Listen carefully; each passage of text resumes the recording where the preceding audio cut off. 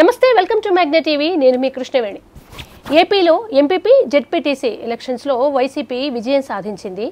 అయితే కూటమి, అధికారంలో ఉన్న కూటమి అనేక దౌర్జన్యాలు చేసినా ఇది మా నైతిక విజయం అని వైసీపీ చెప్పుకుంటుంటే దీని పట్ల అసలు ఇది ఒక పెద్ద గెలుపే కాదన్నట్టుగా కూటమి వ్యవహార శైలి ఉంది. అంశం గురించి పూర్తిగా మాట్లాడడానికి మనతో పాటు ప్రముఖ అనలిస్ట్ కేఎస్ ప్రసాద్ గారు మాట్లాడదాం. నమస్కారం సార్. నమస్తే అమ్మా.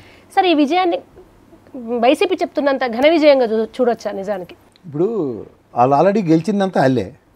ఈ మధ్యలో అధికారం ఉందని పోలీసు వాళ్ళు పట్టుకెళ్ళి గాబరా చేస్తే ఆడవాడు చేసి వాళ్ళ చిన్నపిల్లలు చేసి ఆడపిల్లలు చేసి తునిలో ఎత్తుకెళ్ళిపోయినట్టు, తిరుపతిలో తడిబట్టేసి ముసిగేసి కొట్టినట్టు అలా ఎత్తుకెళ్ళిపోవచ్చు పదవులు అనుకున్నది. అంత ఈజీగా రాయలసీమ, ప్రకాశం జిల్లాల్లోనూ ఆటలు సాగలేదు, పైపచ్చి సాగనివ్వలేదు.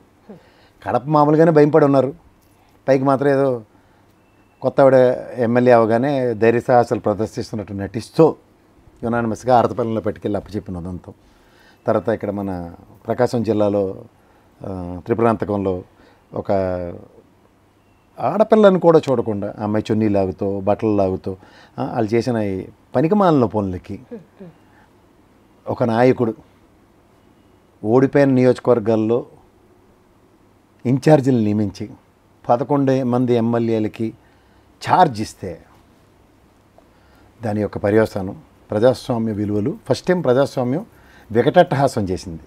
ఎందుకంటే ప్రజాస్వామ్యాన్ని నన్ను నేను బతికించుకున్నాను. ఎందుకంటే నాకు ప్రజా పరిరక్షణ కోసం ఏర్పాటు చేసుకున్న ప్రజాస్వామ్యంలో ప్రజలు నాయకుడి కోసం, నాయకుడు వాళ్ళ ఇన్ఛార్జ్ కోసం, ఇన్ఛార్జ్ అధినాయకుడి కోసం నిలబడితే దీన్ని ఎవరు కాపాడలేరని నేను సమాధానం ఇచ్చింది ప్రజాస్వామ్యం. ఫస్ట్ ఆఫ్ ఆల్ ఇప్పుడు మనం ఈ ఎంపీలు ఎమ్మెల్యేలు గోడదాట్లు వేసుకొని డబ్బుల కోసం దిగజారిపోయి ముష్టి వాళ్ళ అవతల ఇటు పోయి ఎదవలను చూసిన దగ్గర చిన్న చిన్న స్థాయిలో ఎంపీటీసీలు జెడ్పీటీసీలు అలాంటి వాళ్ళు, కార్పొరేటర్లు, ఇలాంటి వాళ్ళు నెక్కచ్చిగా ప్రజాస్వామ్య పరిరక్షణ కోసం ఈల్డ్ అవ్వకుండా బాగా నేను జాయిన్ అయ్యాను కాబట్టి నాతో పాటు జనసేనలో ఒక కార్పొరేటర్లు జాయిన్ చేశాను అనగానే నీతో ఏం కాదరబాయ్, నేను అనే వ్యక్తి దామచర్ల ఎమ్మెల్యేగా నిలబడి తెలుగుదేశం పరంగా ఉంటే ఆ కార్పొరేటర్లందరికీ 15-20 లక్షలు ఇప్పించుకుంటే మళ్ళీ చేతకాని సన్నాసలాగా నిలబడిన బాలినేని చూసి ఎగేసుకుని పోగేసుకుని అవకాశం లేని దగ్గర అనురాని చోట అదుకులు మనరాదని ఏడపడితే అక్కడ గోళ్ళ గెంతి వేరే పార్టీలో జాయిన్ అయితే సముచిత స్థానాలు మిగిలిన వాళ్ళలాగా మనం కూడా చెకోరు పక్షుల్లో ఎదురు చూడాలన్న పరిస్థితి బదులు బతికుంటే బలుసాకు. దానికన్నా 10 నెలల పాలనలో వీళ్ళతో ఏమీ కాదన్నది ప్రూవ్ అయిన తర్వాత రాబోయే రోజుల్లో ఎంతసేపు మేము అలిగిందేటి అధినాయకుడు మమ్మల్ని చూడలేదు, కోటరీ తొక్క తోటకూర ఉన్నప్పుడు కోటరీగా ఉన్న విజయసాయిరెడ్డి గోడ తీసి అవతల పోయాడు. ఇంక మిగిలింది ఏముంది? కోటరీ లేదని తెలుసుకుని కూడా కోటరీ ఉన్నట్టు భ్రమించేలా చేసిన ఓ పనికిమాలిన బ్యాచ్ వెళ్ళిన తర్వాత మన పని సులువవుతుందా కష్టం అవుతుందా అని కార్యకర్త దగ్గర నుంచి ఒకసారి అవగతం చేసుకున్న తర్వాత అధినాయకుడు అక్కడే ఉన్నాడు, మా నాయకుడు పంపించిన నాయకుడు గెలిచినోడు ఇన్ఛార్జ్ మా కోసం నిలబడి ఉన్నారు.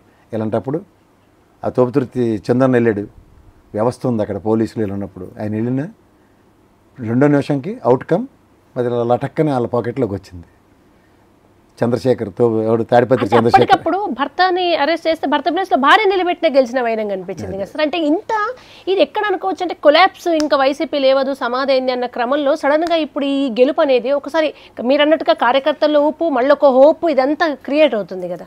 హోప్ ఏం క్రియేట్ కాదమ్మా, హోప్ అన్నది ఎప్పుడూ ఉంటుంది. ప్రాంతీయ పార్టీలో ఒక వ్యక్తి చుట్టూ తిరిగే రాజకీయానికి 3 వ్యక్తుల చుట్టూ ప్రదర్శనలు చేసుకునే దౌర్భాగ్యానికి చాలా తేడా ఉంటుంది.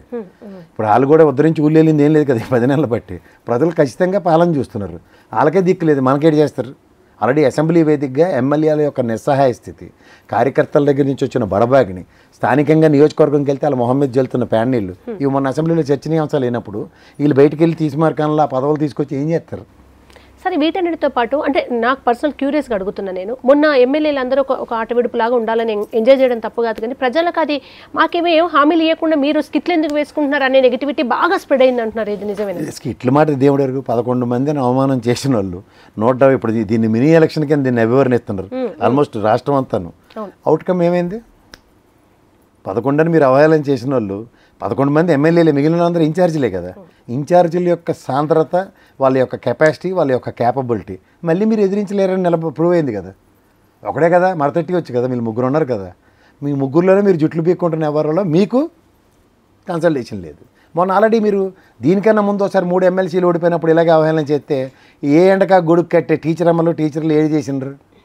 మీకు కర్రు కాల్చి వాత పెట్టారు. కానీ ఆయన పైన పగొడి పొట్లం పట్టినట్టు పట్టుకొని ఈ మావాడి అని ఓ పాట పాడేసినంత మాత్రాన టీచర్ల యొక్క ఆక్రందన అయితే నెగిటివ్ కింద అర్థమైంది కదా. సో ఇంత సేమ్ సినారీ ఇవాళ కూడా క్షేత్రస్థాయిలో ఓడిపోయిన పార్టీ పట్లే బాలినేని గారు తీసుకెళ్ళినట్టున్నా అక్కడ దామచర్ల గారు తీసుకెళ్ళినట్టు నెల్లూరులో మిగిలిన వాళ్ళు ఎందుకు ఎత్తుకెళ్ళిపోలేపారు, వాళ్ళు ఎందుకు నెక్కచ్చిగా నిలబడ్డారు? క్షేత్రస్థాయిలో ఒరిజినల్గా పార్టీ యొక్క క్యాపబిలిటీ కెపాసిటీ ఉంది. దాన్ని ఆ మొనాటమీని బ్రేక్ చేయడానికి మీరు ఒక ఆల్టర్నేటివ్స్ మెకానిజం క్రియేట్ చేసుకున్నప్పుడు సక్సెస్ చూశారు. ఆ సక్సెస్ని ఎంజాయ్ చేయండి, అంతేకాని సక్సెస్ని అవహేళన చేసే కార్యక్రమం చూపిస్తే అవతల వాళ్ళని పెళ్ళిని గందులో పెట్టి కొడితేనే తిరగబడుతుంది. అదే పని జరిగింది. ఇప్పుడు 10 నెలల్లో మీరు ఏమైనా తీసిమార్కాలను పనులు చేస్తే అయ్య బాబాయ్ ఎంత మంచి ప్రభుత్వాన్ని మేము పోగొట్టుకుని మేము వైఎస్ఆర్సీపీ పక్కన ఉన్నామని మీకన్నా ముందు అల్లే ఎగేసుకుని వస్తారు. ఎందుకంటే ప్రతి ఒక్కటి చెప్పి పొగడి కబురు అదే కదా, నియోజకవర్గ అభివృద్ధి కోసం మేము జాయిన్ అయ్యామని. అలా జనసేనలో ఎగేసుకుని జాయిన్ అయిన వాళ్ళకి నోట్లో మెట్టి కొట్టారు నెల్లూరులో. సరే, ఇప్పుడు ఇక్కడ 2 రకాలు చూడొచ్చు కదా. ఒకటేమో 10 నెలల్లోనే ఇంత వ్యతిరేకత వచ్చిందా అనేది ఒక కోణం, కొంచెం ఒక వాత పెడితే వీళ్ళు సెట్ అవుతారు ఇప్పుడు ఉన్న ప్రభుత్వంలో కనుక వైసీపీకి వేశారు అనేది ఇంకో కోణం. ఈ 2 కోణాలలో వైసీపీకి వేయడం ఏంటమ్మా? ఆల్రెడీ వాళ్ళందరూ గెలిచి 100 గెలుచుకున్న వైసీపీలో వీళ్ళు గోడదాట్లకి వెళ్ళి తెలుగుదేశంకో జనసేనకో జాయిన్ అయ్యి వాళ్ళు గెలుస్తారేమో అని భ్రమంలో ఉన్నారు. ఈ 2 వాదనలో ఏది కరెక్ట్ సార్? ఇది వాత పెట్టడమా, వ్యతిరేకత ప్రభుత్వం మీద? ఒక పార్టీ కన్సాలిడేట్ నిలబడినప్పుడు మళ్ళీ మీరు ముగ్గురు కలిస్తేనే కానీ ఎలక్షన్కి దిక్కు లేదన్నది ఇంకోసారి చెప్పడం, మీ ముగ్గురు కలిసి లేరని ఇండైరెక్ట్గా చెప్పడం, రెండింటికి సమాధానం ప్రశ్న ఎవరికి సంధించినట్టు? రూలింగ్ పార్టీకే. 10 ఏళ్ల మీ దాటవేద ధోరణి ప్రభుత్వ పరిపాలన అంటే ప్రతిదీ ఒక ఆల్టర్నేటివ్ క్రియేట్ చేసి ఇవాళ కాదు రేపు పండగలను పాయించడానికి కథలు చెప్పుకుంటూ సంక్షేమం ఇప్పటికి దిక్కులేదు. పైపించి ప్రజలు కూడా గమనించారు. వీళ్ళు చెప్పిన 6 ప్రామిసులు ఈ సంవత్సరం డెలివరీ చేస్తారన్న ఆశ కూడా అడిగాసే. ఎందుకంటే 79,500 కోట్లు కావాలా, 17,800 కోట్లే ఎలకేట్ చేసుకున్నారు. ఆ డిస్పారిటీని ఎవరు అడ్రస్ చేస్తారు?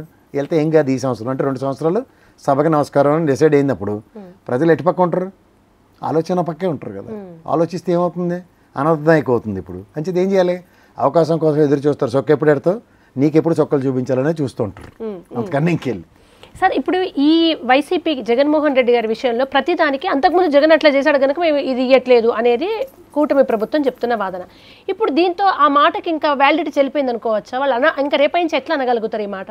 అంటారు, ఇంకో 10 నెలలు అంటారు అదే మాట. వాళ్ళకి ఇప్పుడు ప్రస్తుతం చేయడానికి ఏట్లేదు.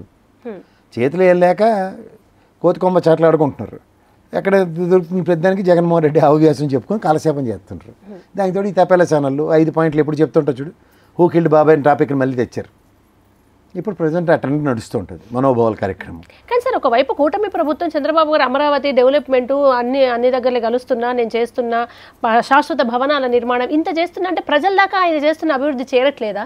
శాశ్వత భవనం నువ్వు ఇల్లు కట్టుకుంటే ప్రజలందరికీ చేరిపోద్దామా చెప్పు? నీ ఇల్లు నువ్వు కట్టుకుంటున్నావు, అది ఒక సౌధం, ఎవరికి ఉపయోగం అన్నది ప్రశ్నే కదా. అంటే ప్రజలంతా అమరావతినే కోరుకున్నారు అనేది కోరుకున్నారు. రాజధాని గెజిట్దే అంటున్నారు ఫస్ట్. అదేది 10 నెలలు ఏం దిక్కులేదు. భూములు ఇవ్వరా బాబా 39,000 ఎకరాలు ఇచ్చారు పాపం రైతులు అమాయకంగా. వాళ్ళకి 1000 గజాలు 200 గజాలు ఏమంటే అది అబద్ధబ్బ జబ్బా. గెజిట్ కేంద్ర ప్రభుత్వం తేవాలి అబద్ధబ్బ జబ్బా, ల్యాండ్ పంచాలి అది అబద్ధబ్బ జబ్బా. ఇప్పుడు మిగిలింది ఏముంది? నాకు ఇష్టమైన బిల్డింగ్ కడతాను. ఆ జడ్జి అని చెప్పాడు హైకోర్టు, ఇంత ఇలాంటి బిల్డింగ్ ఉంటేనే కానీ నేను తీర్పు ఇవ్వనని ఎవరికైనా చంద్రబాబు నాయుడు గారు రాత్రి కల్లా కనబడి రహస్యంగా చెప్పారా? ఎవరిని వద్దరించి నాకు కడుతున్నారు అవి? ఇవి ప్రశ్నలు. టోటల్ ఈ ఎలక్షన్ బట్టి ఏం చెప్పొచ్చు సార్? ఇందులో ఏం లేదు. ధర్మం ఎప్పుడు 4 పాదాల మీద ఉండదు, 3 పాదాల మీద ఉన్నప్పుడు 3 పాదాలను నరికేసినా ఎక్కడో దగ్గర ఏదో ఒకటి కర్ర పెట్టడం నిలబడతారు. అంటే బీజేపీ, టీడీపీ, జనసేన అంతే. Okay, thank you so much sir.